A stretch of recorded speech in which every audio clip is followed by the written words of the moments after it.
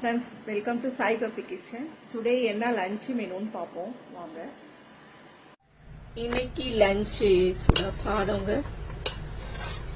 சுட சாதம். அப்புறமா சொரைக்காய் போட்டு கூட்டுங்க. பாசி பருப்பு போட்டு சொரைக்காய் கூட்டு நல்லா வாசமா பண்ணி எடுத்து வச்சிருக்கேன். சொரைக்காய் கூட்டு. அப்புறம் இன்ஸ்டண்டா மாங்காய் ஊறுகாய் தாளிச்சு எடுத்து வச்சிருக்கேன்.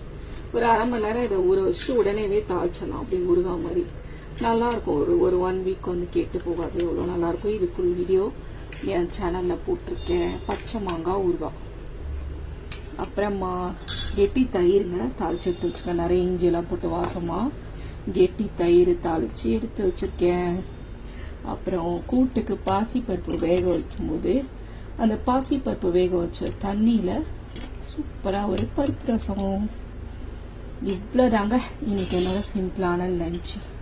நாளைக்கு ஒரு சூப்பரான மெனுல நான் உங்களை மீட் பண்ணேன். ஓகே, பாய்.